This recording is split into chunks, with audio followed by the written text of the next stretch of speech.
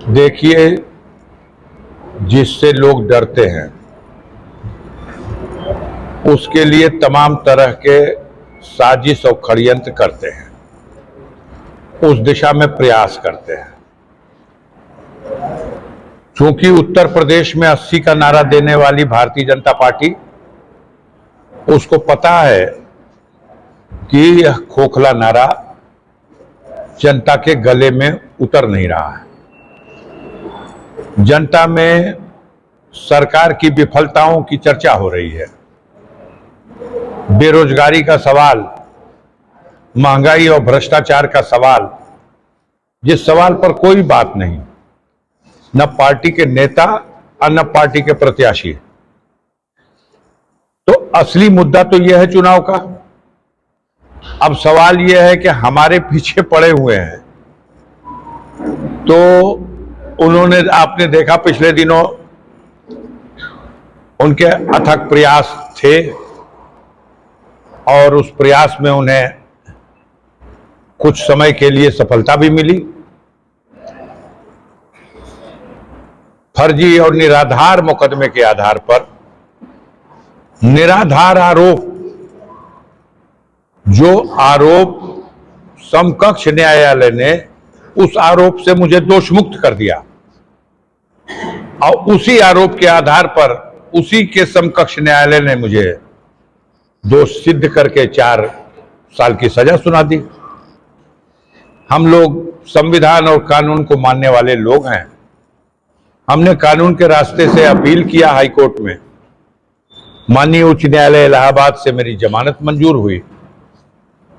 फिर सर्वोच्च न्यायालय गए तो वहां से जो 4 साल की सजा का आदेश था, उस आदेश को भी स्थगित कर दिया गया और हमारे अपील के निस्तारण तक वो आदेश स्थगित रहेगा, ऐसा फैसला आ गया। परिणाम स्वरूप मेरी सदस्यता भी बहाल हुई और मुझे चुनाव लड़ने के लिए योग्य भी करार दे दिया माननीय सर्वोच्च न्यायालय ने। अब जो अपील है उसके लिए भी माननीय सर्वोच्च न्यायालय ने डायरेक्शन दिया था 30 जून तक इसका निस्तारण करने के लिए प्रयास किया जाए। माननीय उच्च न्यायालय को उन्होंने इसके लिए आदेश में लिखा है और ये तभी से ये लग रही थी, ये मेरी अपील सुनवाई में। अब उस पर हम सब बहुत टिप्पणी नहीं करेंगे कि क्यों नहीं सुनवाई हो रही थी, लेकिन हम ये जरूर कहेंगे कि हर तिथि पे हमारे वकील न्यायालय के सामने उपस्थित रहे और प्रयासरत रहे कि इस अपील का शीघ्र निस्तारण हो। जैसा कि मैंने कहा कि हम लोग कानून और संविधान में विश्वास रखते हैं, तो हम अपने स्वतंत्र न्यायपालिका के आदर्श न्याय हित को भी सर्वोपरि मानते हैं।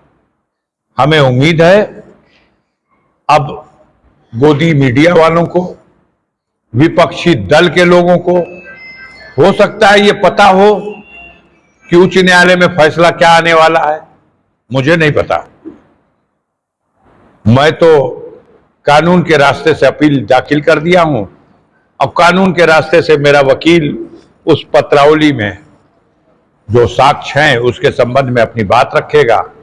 निर्णय करना है हाई कोर्ट के माननीय न्यायाधीश को और निर्णय से पहले निर्णय सुना रहे हैं गोदी मीडिया के लोग, विपक्षी राजनीतिक पार्टियों से जो प्रत्याशी घोषित हुए हैं ये लोग।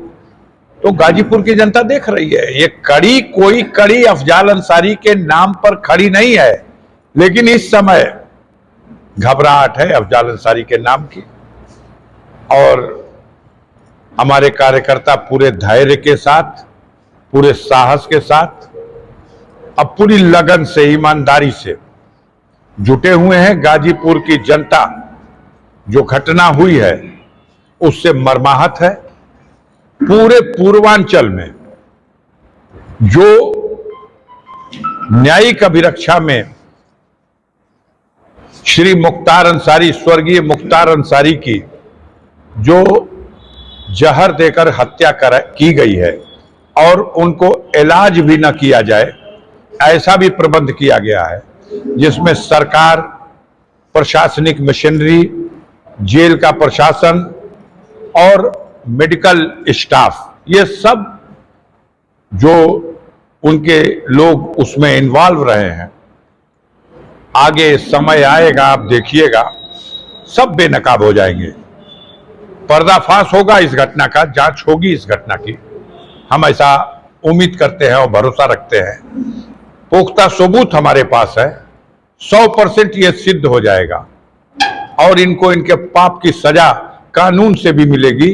अभी फिलहाल जनता जनार्दन में एक फैसला हो चुका है कि भारतीय जनता पार्टी और उसकी सरकार में बैठे हुए और उसकी मशीनरी जो कानून से हट करके जो अन्याय करने की घटना में लिप्त रहे हैं, आज उसकी सजा इस चुनाव में भारतीय जनता पार्टी को पूरे पूर्वांचल में सफाया करके पूर्वांचल की जनता, और इसका असर मैं कहता हूं पूरे उत्तर प्रदेश में ही नहीं, बिहार तक और देश के दूसरे प्रांतों में भी जहां कहीं इस घटना की गूंज हुई है, सबने देखा है, सबने सुना है, सबने महसूस किया है और सब एक मन मिजाज बना दिए हैं और ये पतन का एक बहुत बड़ा कारण बनेगा इस सरकार के।